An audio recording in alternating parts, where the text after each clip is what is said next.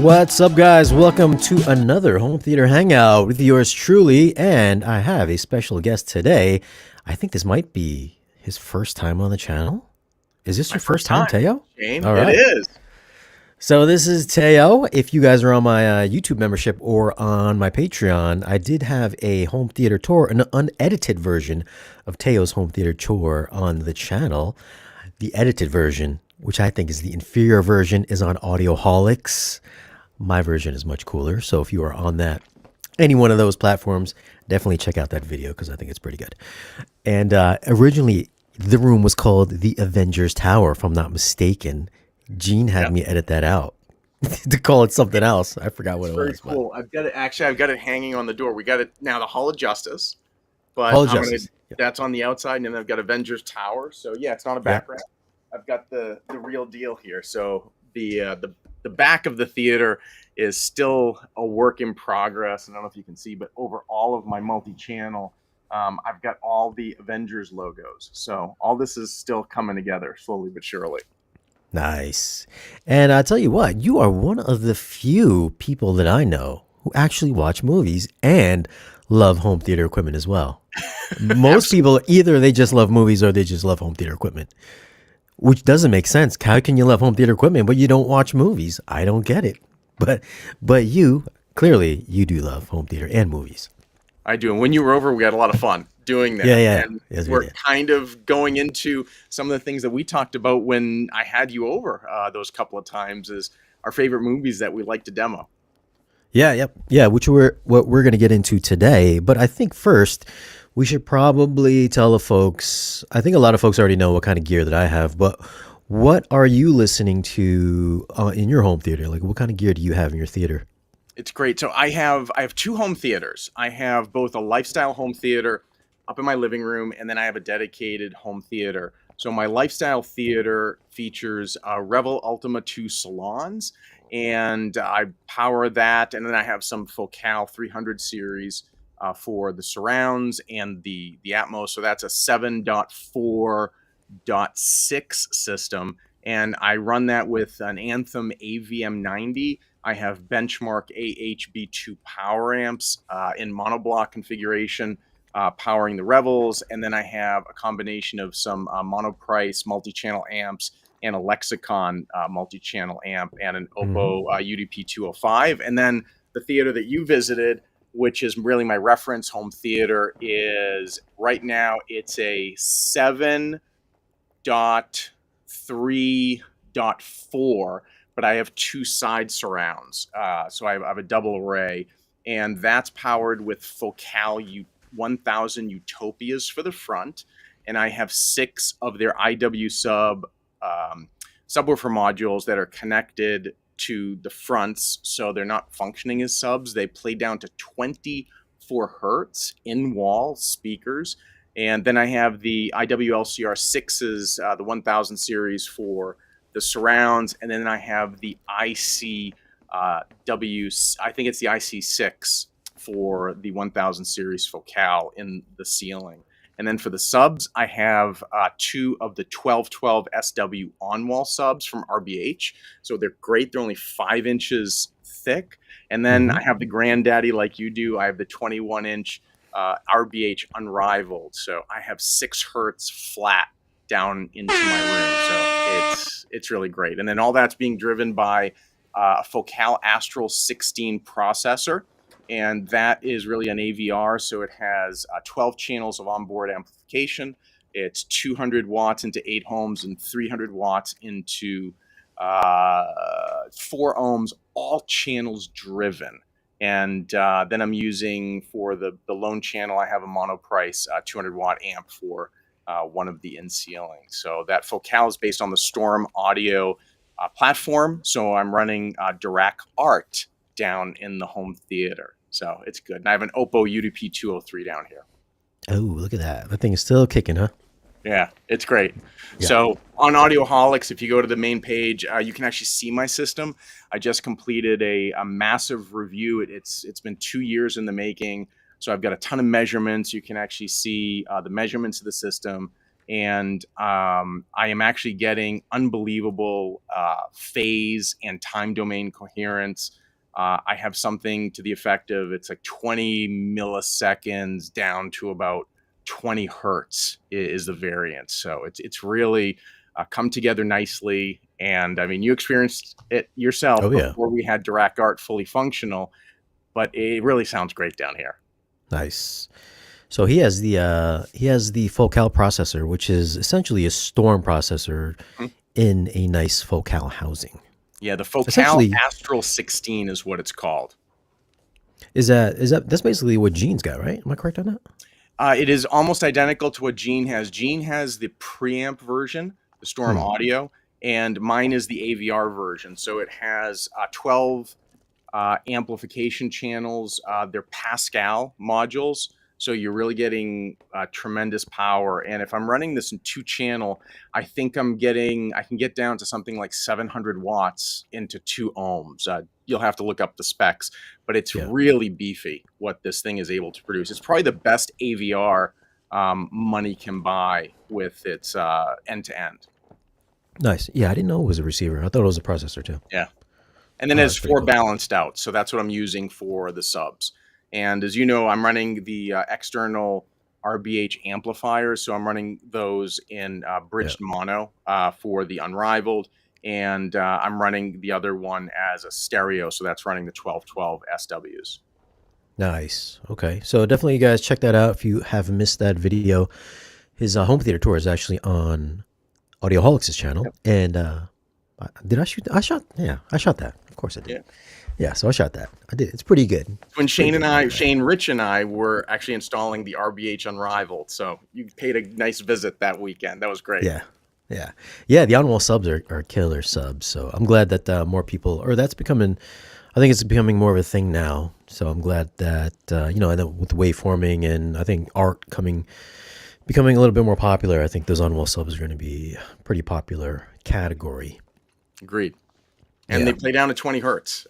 So if Yeah. you're looking for something that's really almost a zero footprint, I've really found these to be an amazing solution. I don't know if I mentioned it, I probably didn't.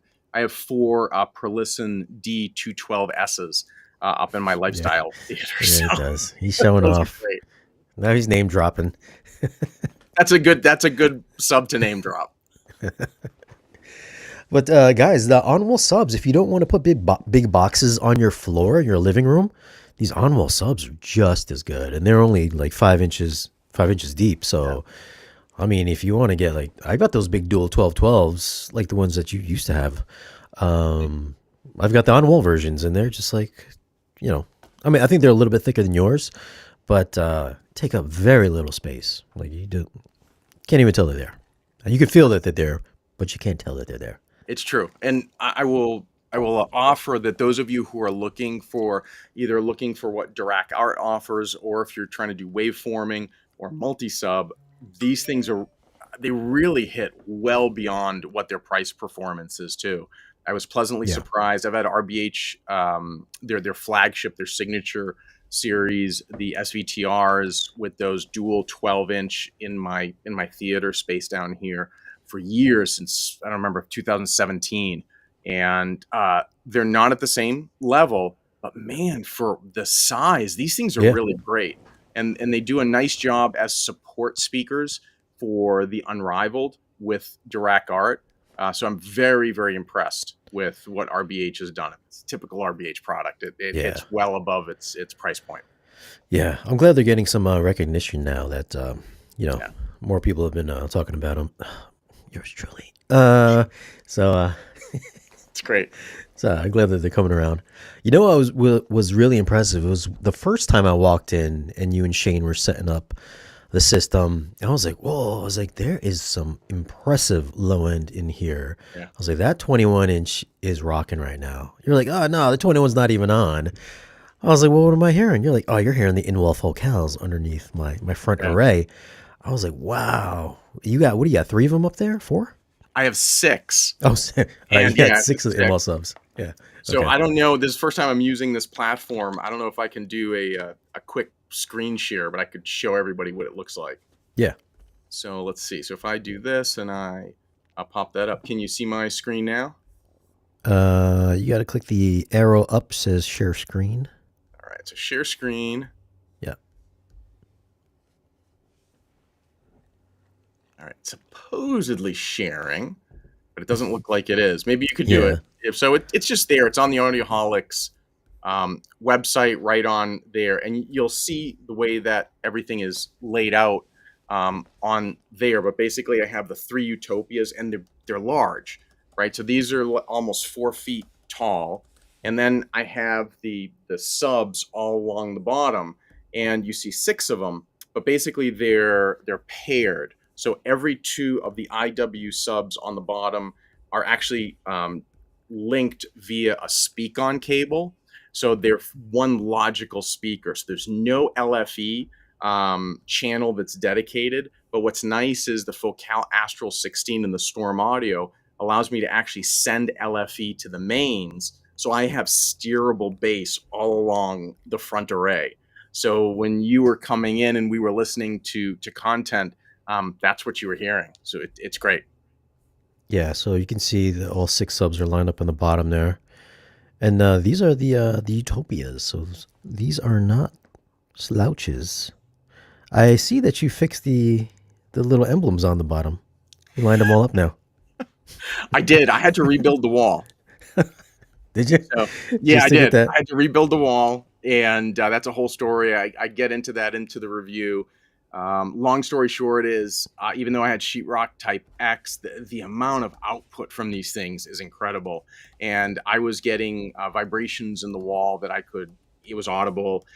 So I did some tests. I was able to determine the frequencies, and we tore down the front baffle wall and basically rebuilt it. So big shout out to Matt Pose and Don Dunn, but I did a 1/4 inch plywood, 5/8 sheetrock Type X. Mhm. We did double 2x6 studs. We really built it. Rock wool insulation in between, et cetera, et cetera, et cetera. So, and green glue in between. So it was I mean, really great. yeah, I would have paired 1 sub up per speaker on the lower mid channels. I think that'd be sick. It's great. If you scroll further down and you can pop that up, you'll see I have it outlined in red and green and blue, so folks can get an idea of what constitutes a channel in this array. So if you keep going, and it looks cool. That was Yeah, the it other does thing. look It cool. just came out Yeah, really nice. So yeah. if you keep going down a little bit more, they just sit right below the Stewart film screen 130 G4 with ultra perf. So that's an acoustically transparent screen. And you can see here, that's an on-wall frame. So that's what's Yep. nice about the 1000 series is if you don't want to cut into your wall, in this case, my left side is concrete. So I was able to just buy the frame and then I was able to mount that right to the concrete. Yeah. And I can do that for any of the 1000 series speakers, which was really nice. And they have They the have jumpers jumpers. too. Yeah, I've Yep. got all the measurements with the frequency response. What do the jumpers do? And then they also have magnetic grills that are expandable.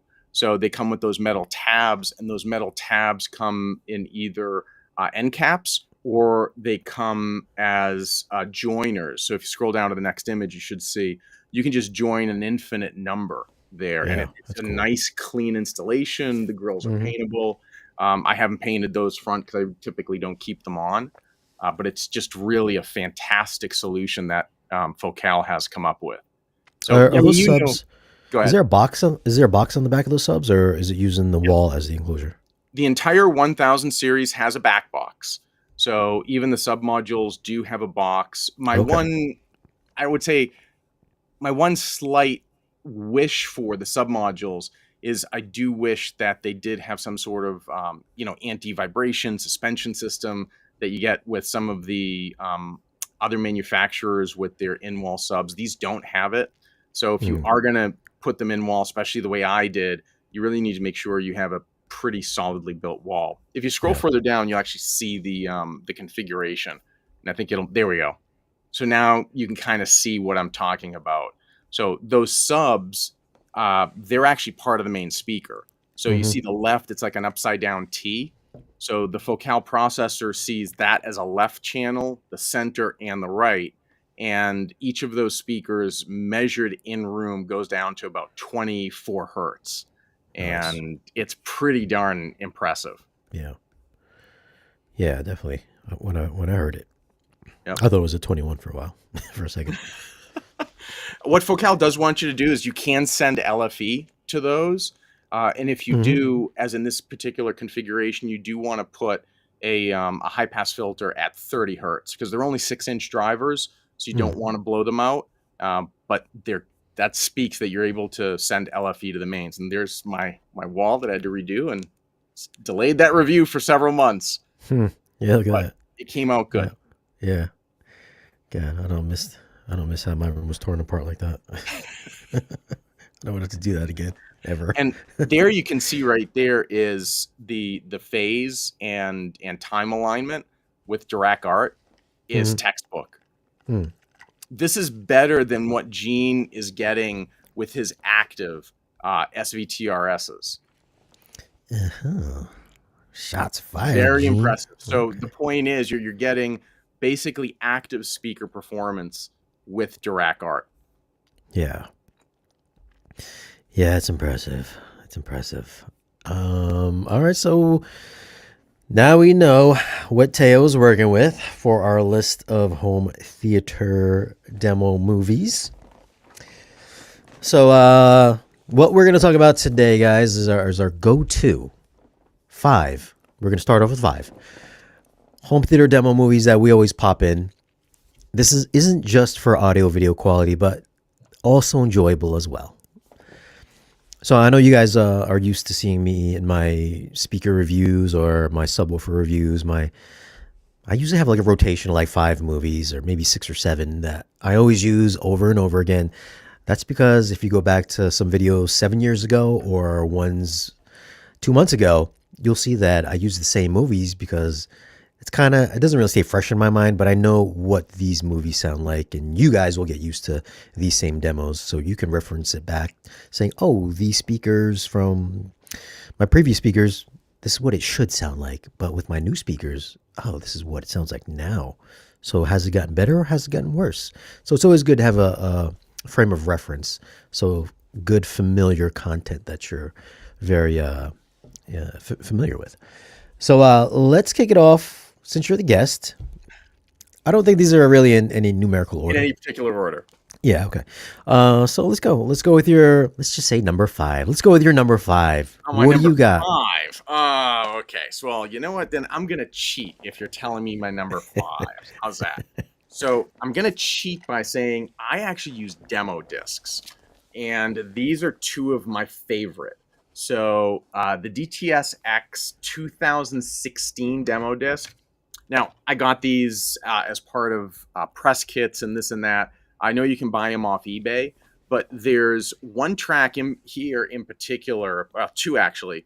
There's Imagine Dragons Shots. That is great, but the better one is I Bet My Life in DTS-X. And then I also love, come on, what is it? I forgot what it is. I will tell you. It's called Kymatics or Cymatics. That is one of the most incredible demos. So it's by Nigel something or other.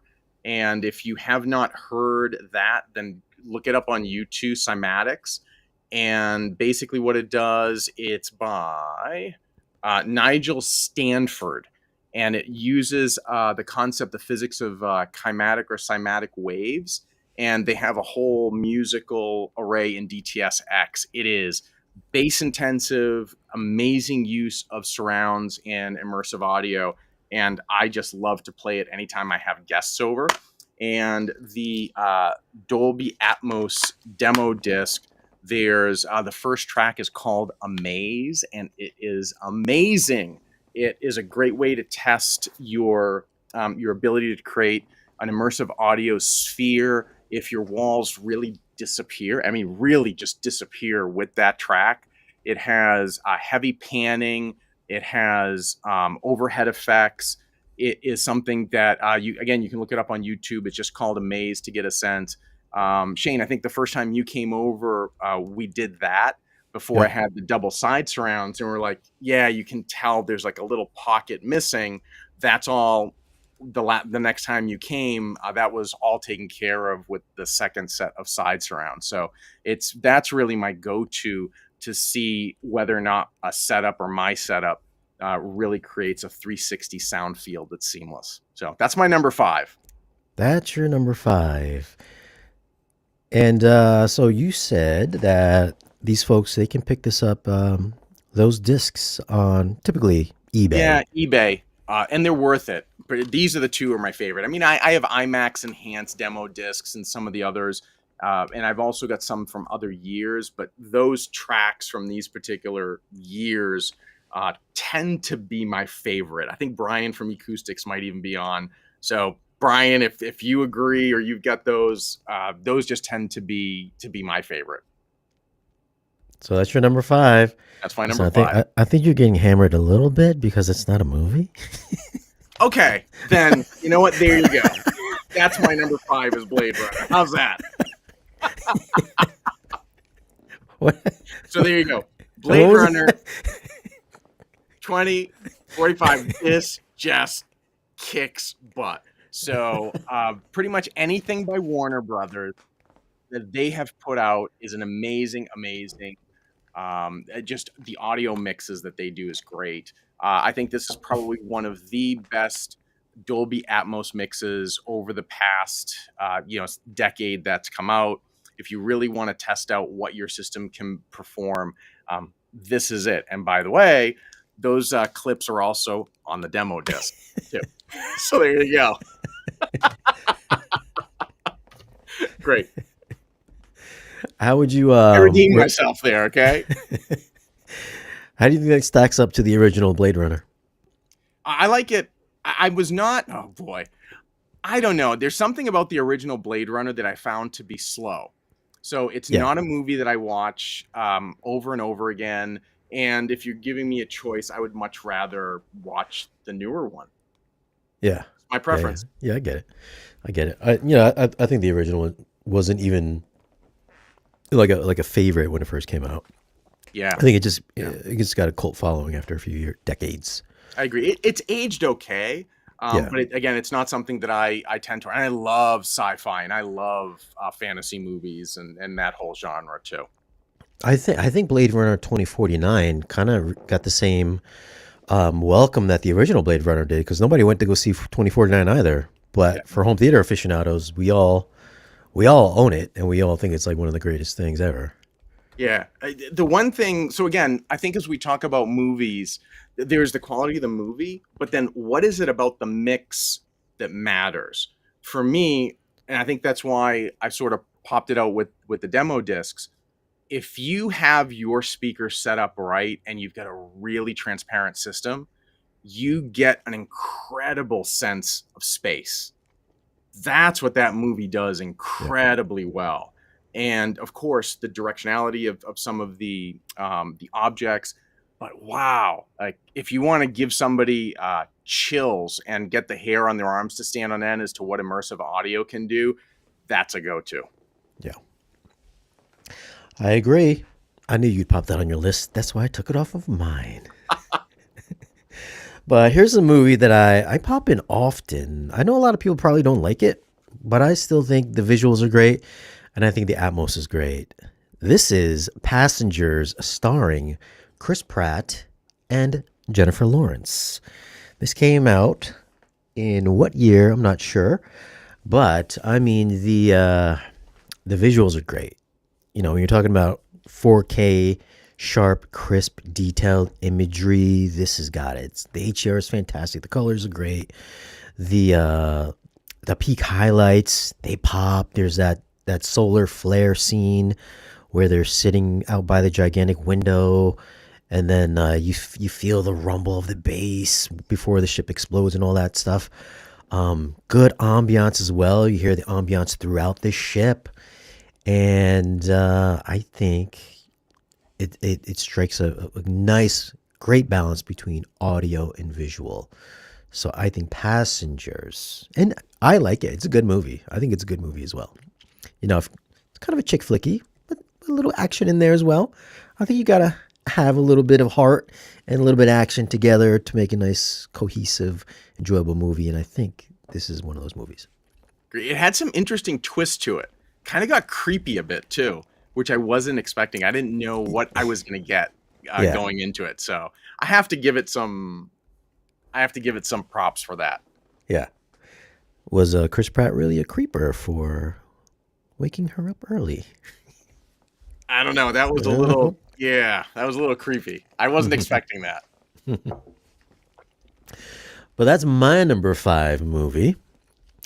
And of course, if you guys don't own it, we will leave some links down below in this video's description if you want to pick up anything that we're mentioning on this list, except for maybe his demo discs.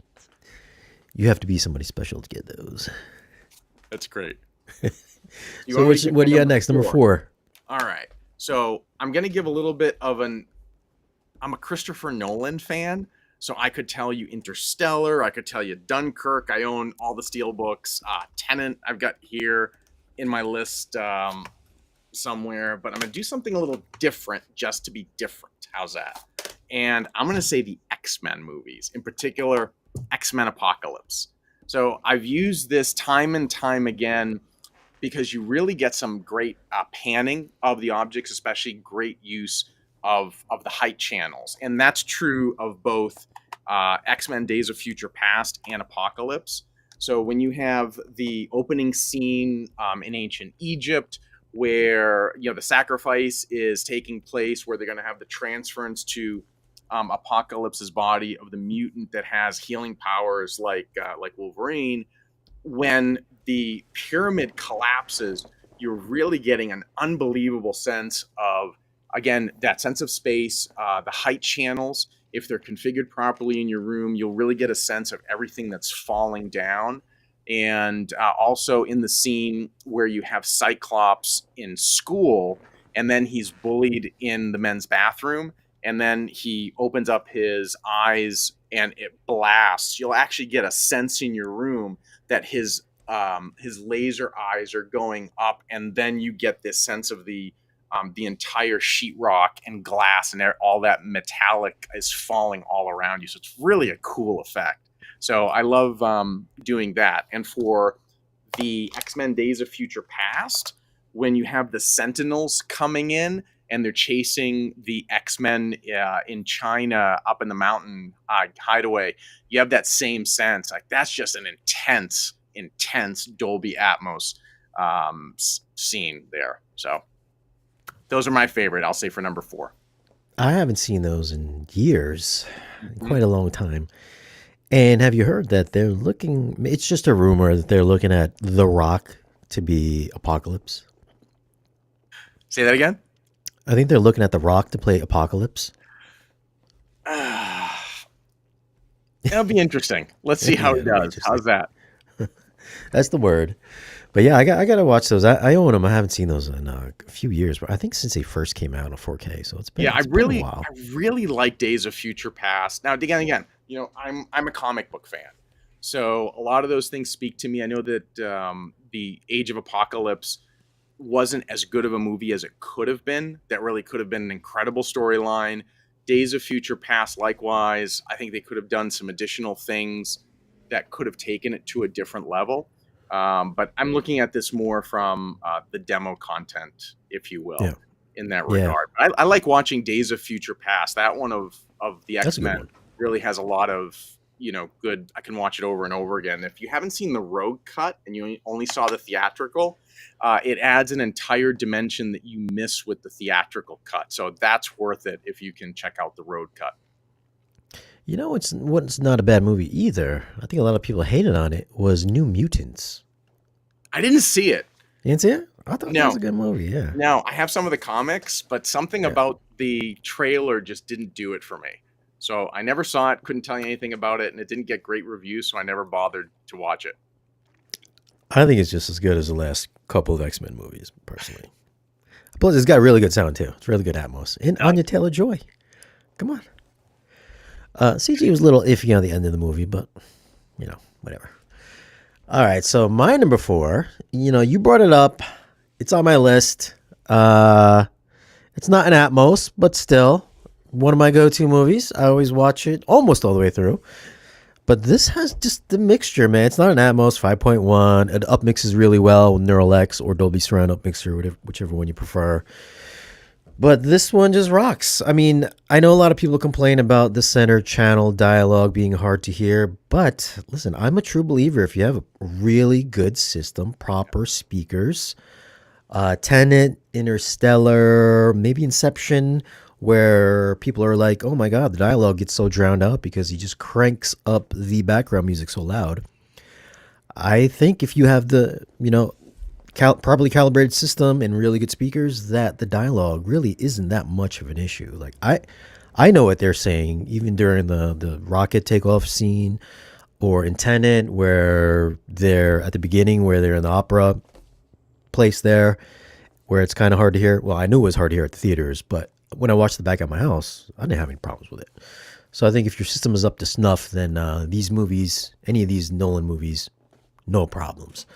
But again, Interstellar has the good relationship with the father daughter, which I relate to. So I really liked it for that. Pulls on the heartstrings, the Hans Zimmer score. When you have a nice character development with a fantastic score, and that melds together, that elevates the film as well. And not too many movies do that nowadays.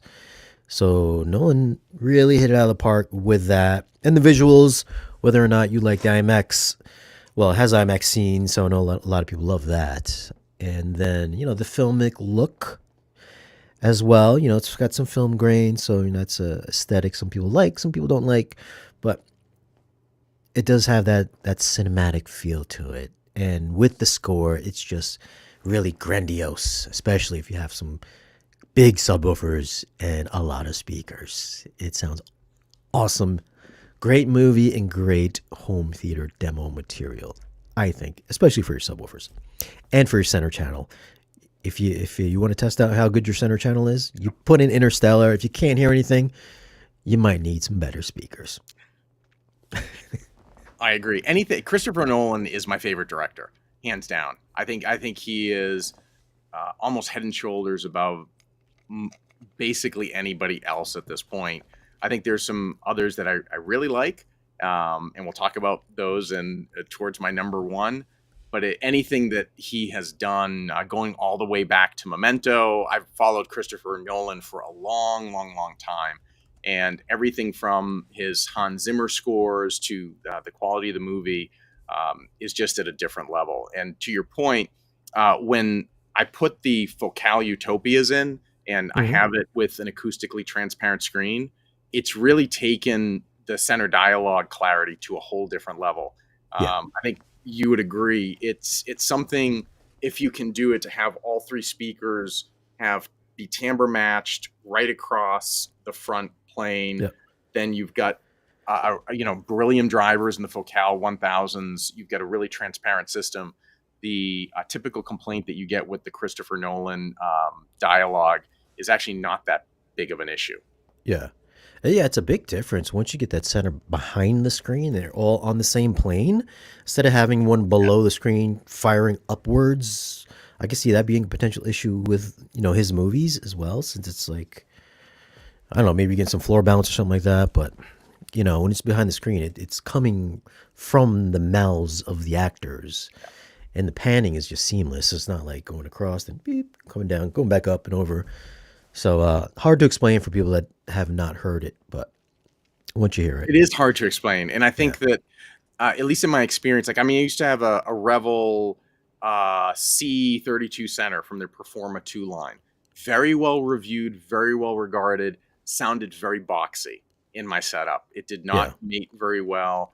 And it wasn't until I upgraded to the Focals, to the 1000, that I really got a totally different sense of center channels. I think manufacturers are treating center channels a bit differently, especially with some of the stuff that's come out over the past 24 months.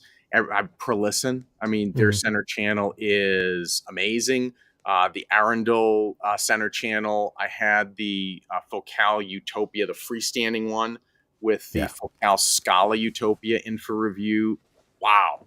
That's just a Yeah, yeah, whole different level. yeah. So it's nice to see manufacturers are really starting to put a lot more effort into center channel speakers, and I think that just makes a lot of difference. How do you think that standalone Utopia Center compares to the in walls that you got? Very similar, I would say.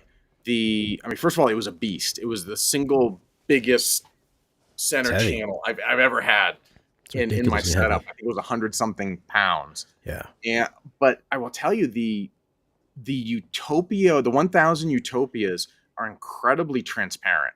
And at times I found the other Focal Utopia, and I don't remember what it was called. The Evo Color, I think, is what that was called.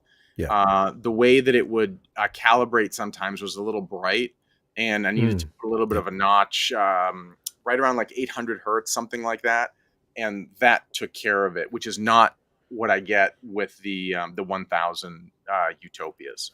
Yeah. All right.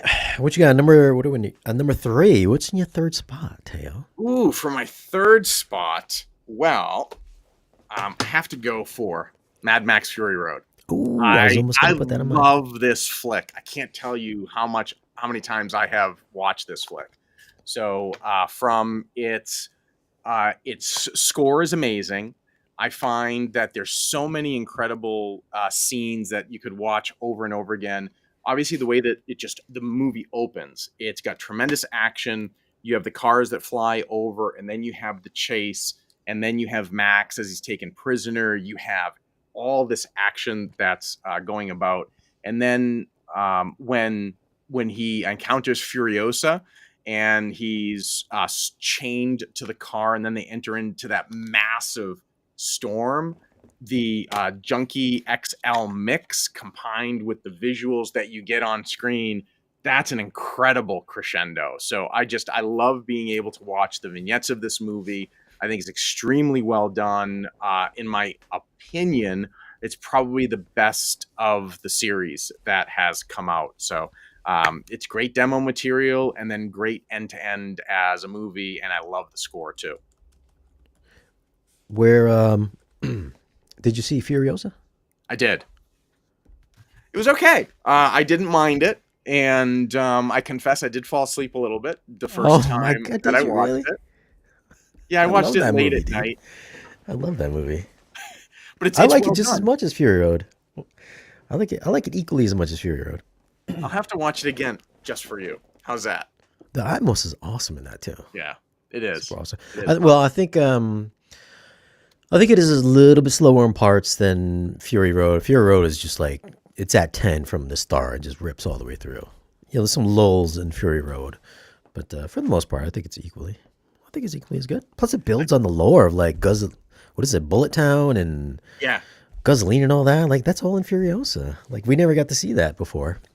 But The that's one why. scene when Charlize Theron realizes that she's back to where she was as a kid, and she goes out onto Yeah, that desert mound, right?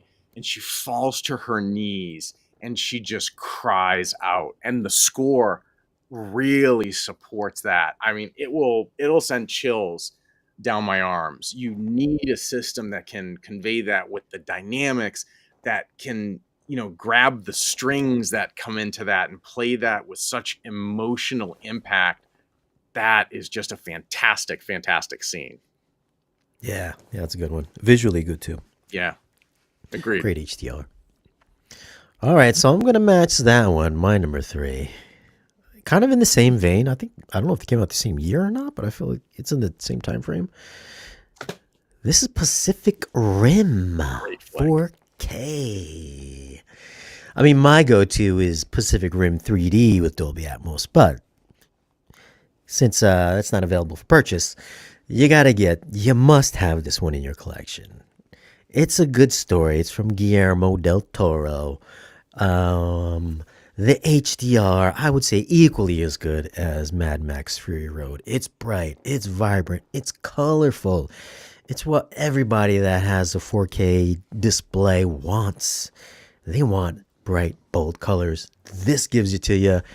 Eye-blinding HDR highlights, peak highlights, specular highlights.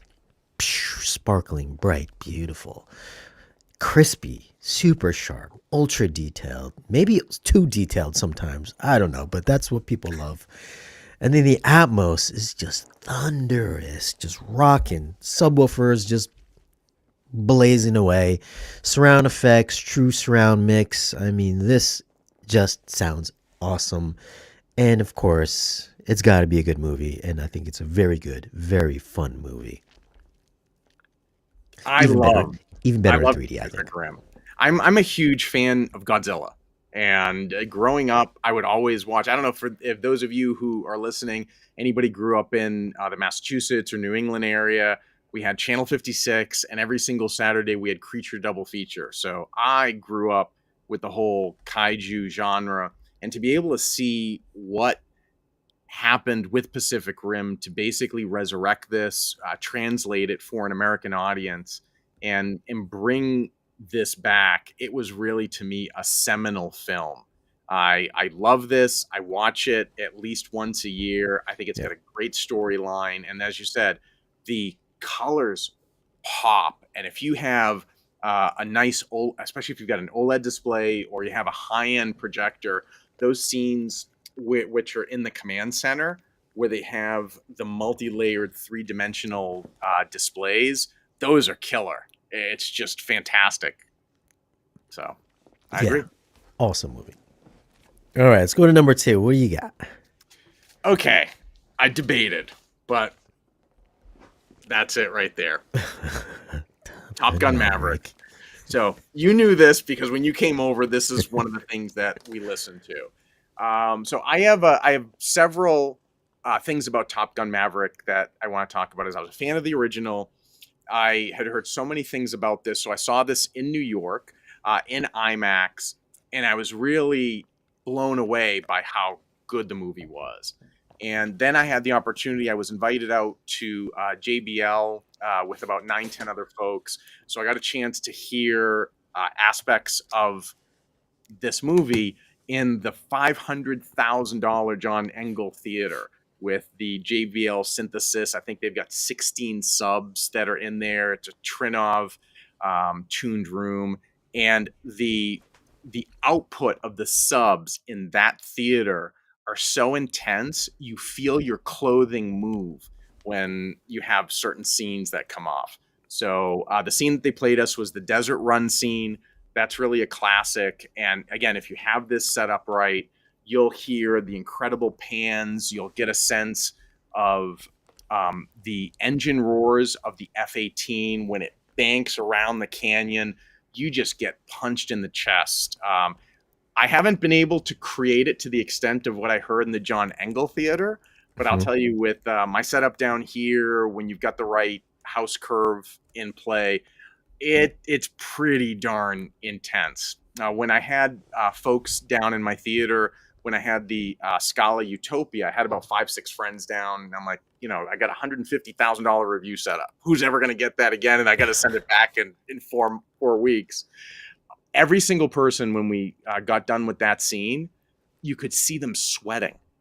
Like literally, people were like, they had perspiration on their face, their palms were sweaty. So the emotional reaction that scene was able to evoke was great. Of course, I love the Dark Star scene right at the beginning, and I think that's got some real intense parts. And then Shane, when you came over, you're like, okay, well, why don't we actually do the scene where they attack the base, and you've got the missile launchers. It's just end to end. It's nonstop adrenaline rush. So I love that movie, either to watch it again and again or to pull it out in demo and wow somebody on the performance of the system. When I first got Maverick on the Kaleidoscape when it first came out, I believe it came out 3 months before the disc came out. So I was still at the old house, at the old apartment, and when I reviewed it, I was like, the audio. I was like, it's like all right. I'm not sure why people are like so amped up about this. And then when I moved into the new house, then I got all the RBH speakers in. We hooked up the 21. Shane came over. We calibrated it. We sat in the second row, which isn't the best row, but we calibrated it, did the waveforming and all that. Then we were like, he's like, well, This is right when we left your house. I came back and I was like, you know what? I know my system got to sound just as good as his. So we came back, and they were like, all right, let's compare, Shane, and we popped it in there. I was like, all right, Yeah. with a bigger space, with twice as many speakers, with bigger subwoofers. I'm understanding why people like this mix now because Yeah. now I'm hearing the planes move like I heard them in your place and then the overheads and stuff like that. I was like, oh man, I was like, God, this really does shine with more speakers and more bass. Because in my old theater, which I thought was pretty good, I had those Ascendo speakers and some pretty big subs there as well. And then with the Trino, I still have the Trino there. But then, with the bigger space, with more room for the speakers to breathe, especially depth wise, I mean, if you have a deep room, if you can get a deep room, I feel like that really makes a huge difference. I know not everybody can have a deep room. Sometimes they're living room setups, but if you have some good depth in your room, I mean, just the way this sound just travels front to back Yeah. was very convincing. Especially having all the same speakers that I have now, it was impressive. I was like, okay, I was like, maybe I didn't give it a fair shot when I first reviewed it, but this was legit the real deal when I heard it here. And Agreed. I probably wouldn't have listened to it again if I didn't hear it at your house because I was like, his is not better than mine. Let me go see. And maybe that's a good comment is if folks have demoed this in their system and they're not that impressed with it, there's a whole other level to that movie. And I think it can betray either you don't have the right bass output, you don't have the right house curve, there's something wrong with your system. When those scenes pop, you know you've got your system tuned. And if you're not getting that, there's some potential that's untapped in your system. This thing should really Yeah, blow you away. yeah, for sure. Yeah, give it another shot if you move into a new house or something like that. So my number two, let's go to it. I don't think this is going to be on anybody's list, but it's a movie I go to often, at least once a year. Is Brightburn. This is a Sony production. I think it was either produced or maybe written by James Gunn, but directed by, I believe, Elizabeth Banks from Pitch Perfect fare. Who would have known? 40-year-old virgin. This is a sleeper, man. I don't think many people saw this movie, but this is like what happens if Clark Kent was just turned out to be evil. This is the evil Superman origin story. It's a dark movie, so if you have a mid-level TV set, probably not the best movie to watch because you really need a TV that's bright, that can handle shadow detail. The highlights are good as well. I mean, it's got a nice not bright image, but the specular highlights really do pop. The blood pops, the police lights pop, the little light bulbs pop. It looks great. The shadow detail is great if your TV or projector is good enough. And then the Atmos, true Atmos mix, it will utilize all your speakers, whether you've got 5 or 32, it'll put it all to use. Good ambiance in this. It's got the creepy sound effects, but the big action sound effects. Really smooth panning when dude is flying front to back and swooping in and out of the house, trying to murder his mom and all that stuff, and then killing the cops. Great creepy Atmos mix to go along with great creepy dark black visuals. If you haven't seen Brightburn, you must. If you get a little bit queasy from horror movies and maybe not the best movie to watch, but I think this is a solid movie, man. If you like superhero origin stories, I would put this in the same category as like, what's that M. Night movie? Unbreakable. Yes. I put that in the same category.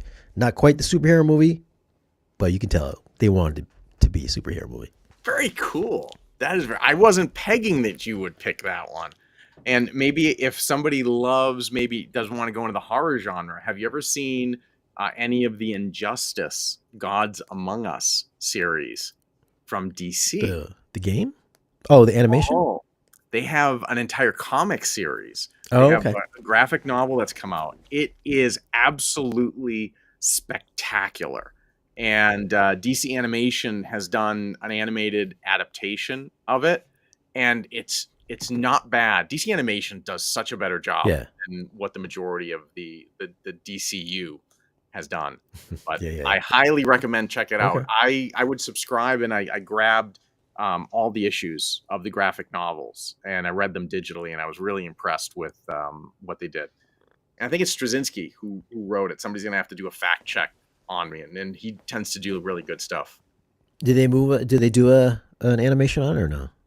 Yeah, Or it's just so movie? you Oh, can did they? actually buy the animation, the animated version, and I won't give too much of it away, but it asks this existential question where the theme is, like you said, well, what happens if Superman goes to the logical conclusion of his power, and they try to eliminate all evil, and they try to eliminate all injustice? How do you handle that much power worldwide? It's an unbelievably thought-provoking series. I have to check it. I'll have to see if So it's on Max. It might be on Max. it is on Max. Oh, At okay. least it All right. used to be on Max, so I Yeah. highly recommend it. Very thought-provoking. So if you got some guys who love sci-fi, who love fantasy, and especially the MCU, DCU genre, it'll be a whole evening of great conversation Yeah. about concepts. If only they can make the live action movies as good as their animation stuff. Just We'll see. We'll see. We got James James Gunn. Gunn. Let's see Yeah. what's going to happen with Superman. Yeah. I mean, I like the Suicide Squad. Nobody saw that movie, but that was a really good movie. I didn't see it. It didn't You appeal didn't to see the me. Suicide Squad? Yeah, I just saw vignettes and it didn't attract me. Did you see the other Suicide Squad? I did not. It's a good Although, movie. I got It's this in my collection. I've got Justice League. I got all the different cuts, and I've bought almost every single one in the DCU. So I'm a big fan. But just Did you hasn't see? really lived up to Did it. you see Guardians of the Galaxy? Of course. Okay, so you'll like the Suicide Squad then. It's the Okay. same thing, except more violent. Okay. So for you, those are the two that I'll do that for you. I'll watch Suicide Squad. It's got heart. It's got a heart, a little family heart moment. Just like Guardians, except there's just some blood in it. The same thing, the same exact thing. It spun off into Peacemaker. Did you see Peacemaker? No, I haven't seen Peacemaker. Maybe one of the greatest one of the greatest DC live action shows ever. But you have to watch the Suicide Isn't Squad. Christopher Nolan. That isn't better than Dark Peacemaker? Knight. Oh no, I'm talking about TV show. Okay. TV show, yeah, yeah. I didn't think John Cena was gonna be very good in it. I was like John Cena in a TV show. I was like, who cares about Peacemaker? But dude, he rocked in the Suicide Really? Squad. Okay. Then he All put right, him in now a you TV convinced me. show. But after the first episode, I was like, oh man, John Cena's actually a good actor. I was like, oh, this show's pretty kick ass. And then yeah, from the first episode to the end, I was just like totally invested. It's not an Atmos. I don't know why, but it's only 5.1. But what a great DC show. I can't think of another DC show that's actually good. I used to like nothing's coming to Flash. mind. Flash and Arrow back in the day. No, it was way I better. think had good starts, and I just kind of lost interest. Arrow a lot faster than I did the Flash. I would put up Peacemaker up there with the Penguin. Ah, okay. Yeah, same. I would put it in the same league. It's a little bit more fantastical than the Penguin, but written just as good, I think. All right, so I'll watch a couple of episodes, and I'll let you know what I think. Well, you kind of have to watch the movie first. Okay. Yeah, you got to watch the movie first.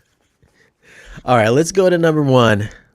What do you got for your top spot? Oh, hitting them with the 1-2. Yeah. There's just nothing better. I will play this over and over and over again, and it just gets better every single time. The really just from the opening line and how that hits in a tune system is so intense. The what I love about Dune is I read the book back in high school, and I loved it so much. I think now I'm guessing. I think I read the first 3 books in the series, Mhm. so I have some perspective as to what happens to Paul, and and how the arc is going to go. So I don't want to be a spoiler. So I've been a big fan of Dune for decades, and I love the way that this movie came up. The visuals, the what's the right word? The the Lawrence of Arabia style grandeur of how this whole movie was put together is just spectacular. And you can see so many attempts to try to put Dune to the big screen to really convey what was in Herbert's mind really only came together in these editions. And I think the acting is excellent, but my favorite is sort of that, now if we're going to talk about scenes and audio, it's when you have that scene where they go down to Arrakis, the Atreides family, and you have Paul and his father, and they're with the Fremen representative, I forget her name, and they go to look at the spice harvester, and then the worm starts to come. They can't get the aerial rescue going, but man, the way that the ornithopters hover over the desert, the intense percussive instruments from the Hans Zimmer score that are coming together, and then when the ornithopters swoop in, and I think you remember when you were at my house, it basically gives you like a simulator ride. So the visuals are intense, but the audio of that scene, if you have a really transparent system, you should be getting unbelievable chest slam, and you should be able to hear everything from the fine details of the sand, footprints, wind, all of that Hmm. unobstructed by just the incredible mid bass and deep bass that comes through in that scene just over and over again. Um, it's one of the greatest demo scenes for me. Yeah, like I think it's the first movie where they're crashing the ornithopter and all the sand is like ting ting ting hitting off inside the Yeah. cockpit. I was like, oh, that's pretty cool. Yeah, a few Yeah, chapters pretty cool. down when they're doing the escape. And again, it's almost Yeah, like a Mad Max style where they're going into the storm yeah. and you have all the instruments and it's going all around you. So again, if you have a properly configured Atmos system, you should really hear everything swirling around you, and you shouldn't have any smearing of the audio objects. Everything should be really crisp. You should have this incredible sense of space. This is just unbelievable, and what they've done with the second part as well, to me, is really intense as well. So I love both. I love both. Okay, well, mine goes back to what we were talking about a little bit earlier. I think it might have been on one of my lists before, but in my top spot, the one that I think is very underrated, maybe one of the greatest movies ever made for its genre. People just absolutely hated on it because there was no comedy in it, or maybe they changed the origin a little bit. But Zack Snyder's Man of Steel. Come on. Great. So underrated. Listen, the first time I saw it, I was a little bit bothered by how they knocked off Pa Kent. They didn't give him the heart attack scene. They swept him away like Dorothy in a tornado. That bothered me a little bit, but you know what? Upon subsequent viewings, they changed it a little bit, and that's fine. But if we're talking about just like visually, not everybody's cup of tea. Zack Snyder has a pretty grainy look in this. I thought it looked great.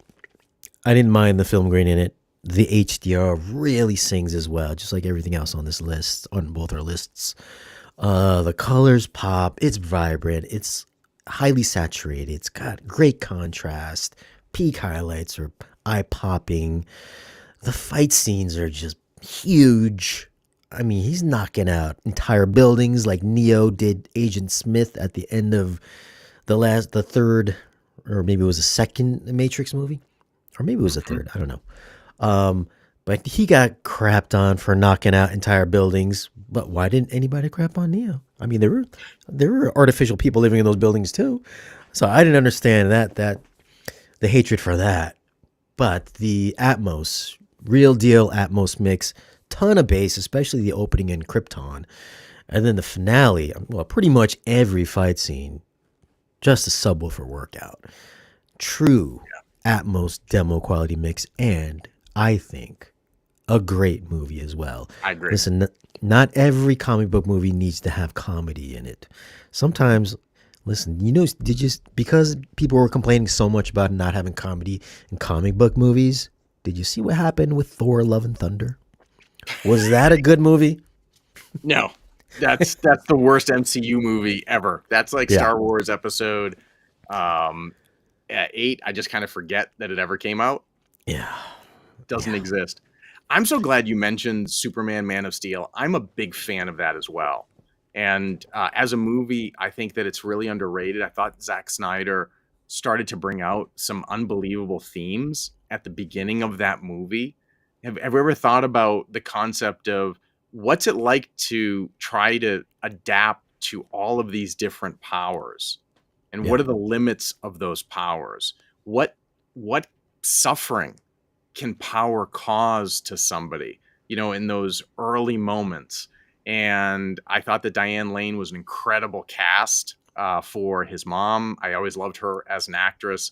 And then you look at some of those other subtle things like, Joker's killed Robin yeah, in that. And if you don't know that, and then you see Robin's costume, and then all those themes are brought out. So I think Zack Snyder did a brilliant job yeah. of really setting the stage for the movie itself.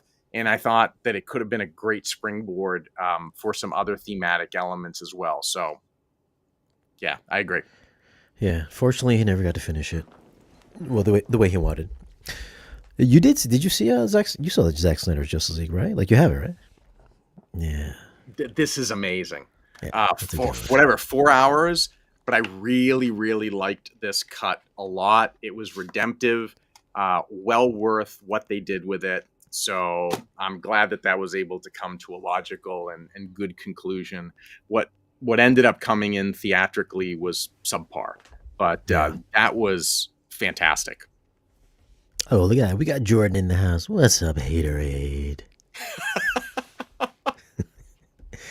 And I know you got a couple of honorable mentions Honorable over mention. there. What do you So got? I'm going to bookend something for y'all. Is I love multi-channel music. So if you also love to have multi-channel music and put your home theater to a workout, I will point you to this track right here. So this is an Oro 3D. So I got this from Oro, and I have a canonical Oro layout. But this film score, I mean this musical score is unbelievable in how it's mixed in immersive audio. You can get this now on Apple Music. You can play it on Apple TV 4K or what have you. So they do have a Dolby Atmos mix, but the incredible sense of space, the incredible sense of how they've mixed the instruments throughout. It's nothing campy. Vocals are beautiful, ethereal, and you can tell that this is in a cathedral. So if you want an example of something that can transport you to a concert venue, this is a fantastic thing, Magnificat. And the other one, I was trying to find the case and I can't find it, so I'm really bummed. This is called Lost Voices of Hagia Sophia, or Hagia Sophia for the English, the non-Greek, by Capella Romana. And this has a stereo edition, LPCM. It has a 5.1 DTS HDMA mix. It has a Dolby Atmos mix and an Oro 3D mix. What is super cool about this disc in particular is I think Chris Kyriakakis, who was one of the founding principals or one of the guys behind Odyssey, worked, and what they did is they developed a way to use a balloon that they pop into a space and get the acoustical properties of that space. So what they did is they took the church that was built by the Emperor Justinian, and it was a functioning church up until the Ottoman conquest. Then it was converted to a mosque. And then it was a museum. Now it's been reconverted into a mosque. But this space they modeled, and it's the only acoustic modeling of the space that they've gotten. So there's a 19-second delay, if I remember correctly, acoustically. And then what they did is they recorded an a cappella Byzantine music choir, and it gives you a sense of what an amazing choral experience would have been in that space from the 4th to the to the 15th century. And it is crazy good. So if you want a different experience, that is one that I would highly, highly recommend. So Capella Romana, Lost Voices of Hagia Sophia. There's some great tracks on, or there's some great video vignettes on YouTube that'll tell you about the technology behind it, how they were able to do some of the mastering, and yeah, it's the real deal. So Shane, And next this time is you on. come over, we'll demo that one. Oh yeah, for sure. And these are on Apple Music, you said? It's on Apple Music as well, and I don't remember if this one's available as an Atmos mix in Apple Music or stereo. Somebody will have to, do a fact check on it. But I don't know if everybody has the same experience. I don't like the compressed Dolby Atmos mixes, so that come through like an Apple TV 4K or some of these other services. So if I can get an uncompressed Dolby Atmos, I'll typically buy the disc. That's why I have such a collection of Blu-rays. Audio matters to me, and pristine video does too. So I love having my disc collection for reference stuff. All right, I got one to match your cathedral music. I don't know if you probably have this one. What's that? This is Gravity. Oh, that's a great one too. Yeah, that was going to be on my list, but I'm like, no, everybody does Gravity. So I'm going to do something different. So I put X-Men in place of it. But great Atmos mix, right? Yeah, great Atmos. I believe they came out with the reissue Blu-ray with the Atmos mix last year, where it was the Diamond Edition, Diamond Lux Edition previously that was out of print. So these are now, very affordable now. It's $16. Yeah. So I mean, one of the best Atmos mixes ever made. I don't think it was the first one. I think Brave was the first Atmos mix for home, and I think maybe this was the second or so. I think you're right. Atmos mix. And if you bought the Blu-ray that did not have the Atmos mix, but you got the digital download, which is what I did at first, you have the upgraded digital version now in your streaming service. So that license unlocked an Atmos edition. So when I look at this on my Apple TV 4K, it's in Dolby Atmos. Yeah. Or if you have the Cloudescape, it's been available on Cloudescape forever in Atmos. So there's that as well. And stuff, right? So much that we could have talked about that we didn't. I mean, Star Wars Episode 2 is actually, a good one. So just a ton of stuff we could have covered. And I've been watching the chat, and I agree with some of these other comments that people have made. I was going to bring up, you only limited me to 5, but I'm a big fan of, I got them all. So guys, I agree with you. It's great. Well, let's bring one more here. Somebody had mentioned it as well, and this is one that I always pop in when I'm testing out subwoofers. Tron Legacy 3D DTS 5.1 mix. I mean, the light cycle scene at the beginning, or not the beginning, I think about 30 minutes in. You have it there? You have it on hand? I do. So that was going to be one of the ones, if you brought it up, I was going to talk about. So I do. I have the 3D edition. Just like you said, and I have the Valerian projector, and I've got 3D glasses, so I'm waiting to pop that in. I got my 3D collection out, so I'm getting all these. I've got a ton of 3D discs from over the years, so popping them out. They sound great in the Focal setup. Yeah, and it's been great watching them on the Valerian. Oh yeah. I have the. I think you have the one above mine. You have the zoom in one, right? The zoom lens on it. I have the Pro 2, and hopefully I'll get the Max in when the Max comes out.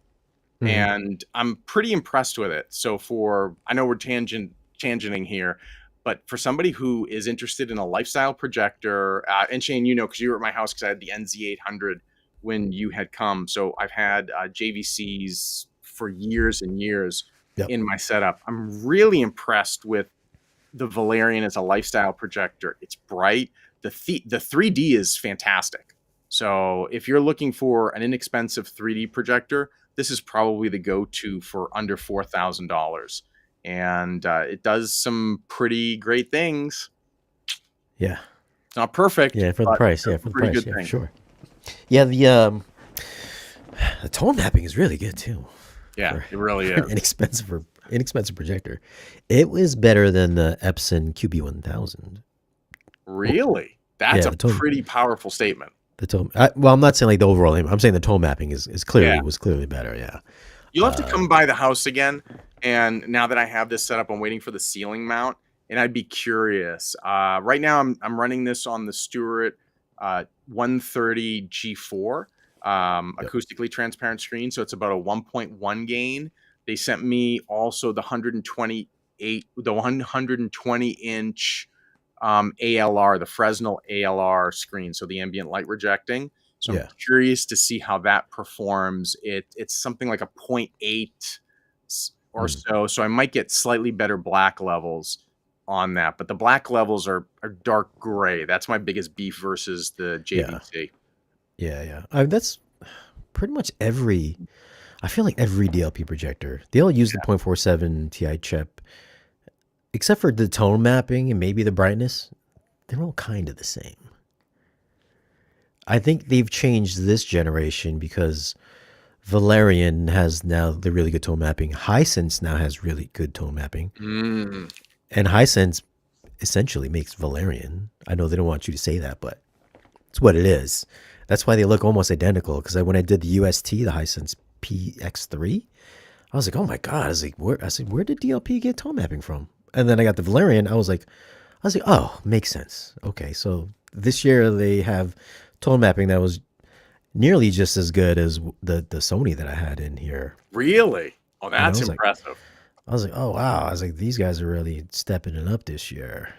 If only they can get us some native DLP chips in these things, it would really rock. Yeah. And then I got the I still have to do the review. I've got the BenQ, their flagship. It's like $6,000. Really? It's it kind of looks like a Sony. It's like a full-fledged. It's like the 58 W5800. Okay. But my God, no tone mapping in it. It's kind of not good. It's kind of bad. Kind of really hard to bad. describe to somebody when you get so the JVC is just, I mean, it's amazing. You don't really Yeah. need an external processor with the JVC. Their tone mapping is so mature, Yeah. it's so good. And the new line that just came out, like I haven't seen the 500 and 700. I think you have.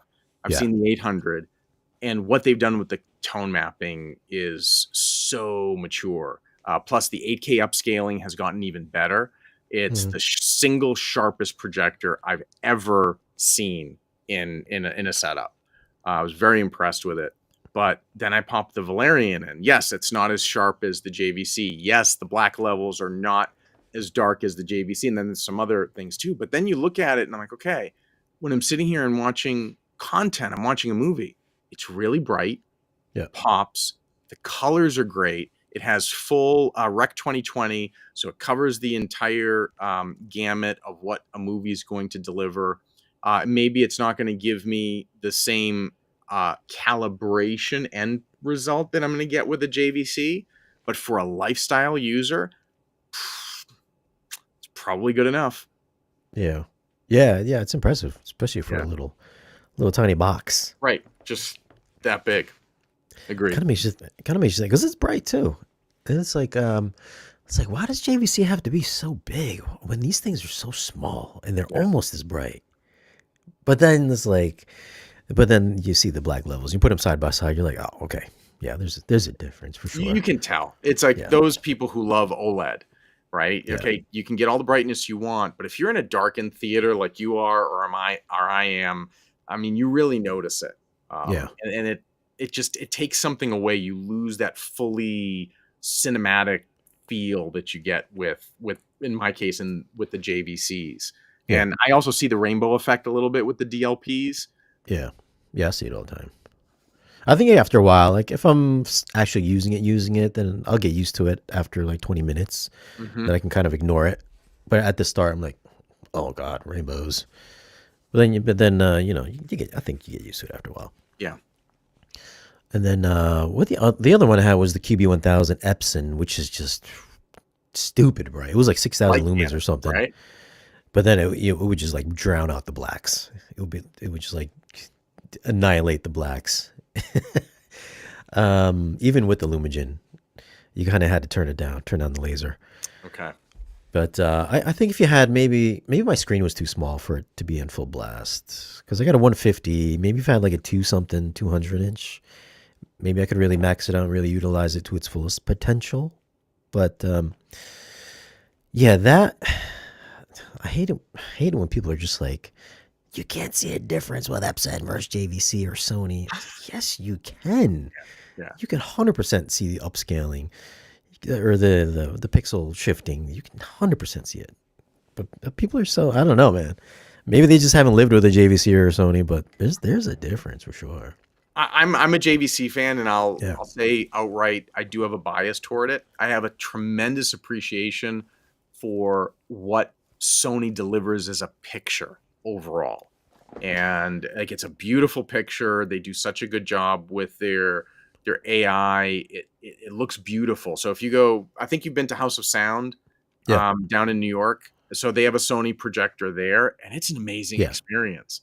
So I can't complain. I haven't had an Epson in my setup for quite a while. I'm hoping the Epson folks will give me one. I've actually been very curious to see an LS 12,000 with Yeah. like a Mad VR to see what we can do with that. My understanding is that's probably a pretty good game changer if you can combine that. And then you're kind of going, all right, I can actually get that combo a little bit cheaper than I can, let's say an NZ700.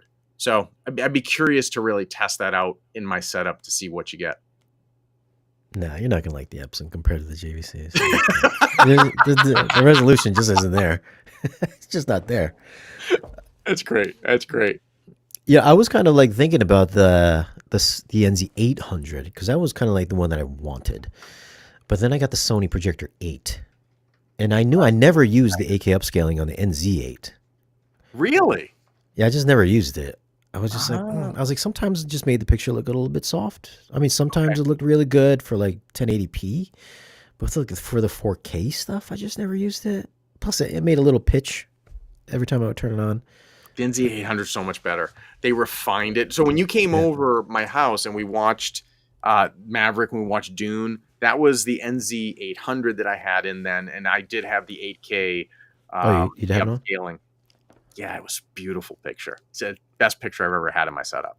But then I was like, when I had the NZ8 with the Projector 8, the Sony Projector 8, I was like, oh, even with the 8K on, I was like, oh, the Sony just looks better at 4K native. I was like, I was like, does JVC really need to cheat its way to look as sharp as the Sony now? I was like, but then in my mind, I'm just like, I would like to have the option of 8K, even if I'm not going to use it. I just feel like I would need to have it in case I ever need it, even though I'd never used it. So It's subtle but noticeable. Once you start getting 10 feet back, 14 feet back, you lose a little bit of the effect of what the 8K upsampling does. You can see when you're up close to the screen, but the further you get, obviously you lose that impact. Yeah. Nevertheless, it's a difference. it's a difference. Yeah, it's a difference. But all right, let's wrap it up here. Thanks, Theo, for joining us today. Thanks for having me. Great selection of movies. Yeah, and the question is for you guys, what is on your top 5 list for go-to movies for picture, sound quality, and movie enjoyability? Definitely leave your comments down below. Let us know. And also, what projector are you using? Are you using a JVC, Sony, or do you have a Valerian? Definitely let us know there as well. But Theo, what do you got coming up on Audioholics? I'm working on a couple of things. All right, you ready for a little show and tell? Here we go. I've got super surprise. I've got the Focal Viva Utopia there you go. for review. So these are brand new. Focal just launched these back in October. So Shane, we were at the launch with everybody. So these are fully active speakers. They are about $40,000 a pair. And this is gorgeous. So forget what everybody says online. This heathered panel is Fancy. fantastic. This panel is going to be removable, and Focal is coming out with some additional panels in 2025. So it'll be like a wood panel. You'll have like a piano white. You'll have an onyx color, etc., etc. These guys will play down, I believe, into the high 20s. They have side firing woofers, and here's the killer, which you can't see on camera, but let me see if I can do this here. Just pick it up. There we go. Just pick it So up. you can see that you have an Ethernet port, you have an HDMI port, you have a USB port, you have RCA in for turntable. This thing is fully active and it's ready to go. It's controlled with an app. And if you spend about 10 minutes, you can tune this guy to your room by ear. So if you're a big fan of room correction, you're going, well, I'm also a 2-channel fan. I don't like that these 2-channel preamps lack room correction. Focal has done an unbelievable job of tuning it. So I'm going to be talking about that setup. So I'm really excited about this. And it has their new beryllium tweeter, their M-shaped inverted dome tweeter. So this is the new flagship. So we're getting it in this guy as well. But I love this speaker quite a bit. So that's coming up. And then I've got some other unique things. I'm going to be talking with Gene about headphones. And I've been reviewing headphones for Tech Hive for a number of years. And I feel like I want to do just sort of an overview about what makes a good headphone. To me, it's not just the sound curve. So, whether you want the Harman curve or some of these others, but these are my favorites. So I love the Focals and I love the B&W PX8 for different reasons. And these are basically my go-to headphones. I also have the Levinsons as well. But there's a whole lot that goes into, I think, what makes a great headphone. And I think it'd be an opportunity and a fun opportunity to talk about that. And Nice. I've also got the NAD, the M, what is it? The M10, the 23 with the 66 monoblocks. I've got that as well. And then I just got in the RBH sound bar.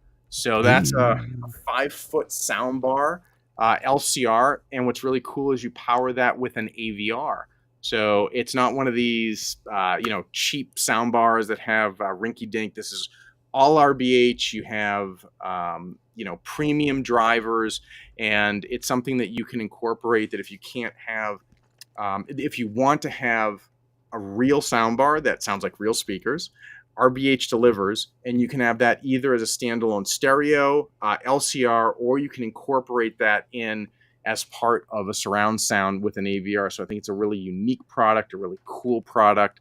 So I'm looking forward to that. And then I will be publishing a couple of other things. Number one is I've done a deep dive into Dirac art. So if you look at my Focal 1000 Utopia review on Audioholics, I'm going to be coming out with a tutorial. So I'm working with both Storm Audio and Dirac on that. And I have some preliminary measurements in the Focal 1000 series review that tell you, really show you how great Dirac art is. And then I'm also going to be working on the final output of, I did some acoustical measurements of the Stewart film screen, the Studio Tech 130 G4 with Ultra Perf. So again, you get a little bit of a sneak peek on the Focal 1000 review. It is an amazing performer for a vinyl screen. So if you're looking for something that has the performance of vinyl and have always been concerned about, you wanted woven for acoustical transparency, this actually may be the go-to screen on the market today. It's very, very impressive what you get. And this is going to be over at audioholics.com. That's Theo's system right there, so definitely check that out. And all these videos and written articles from Theo will be on Audioholics. That's where you can find him. And then, I'm sure Theo will be back here talking more movies here as well. So thanks, guys, for hanging out with us tonight. See you next week. Subscribe if you haven't already. Leave your comments down below, and we'll see you in the next video.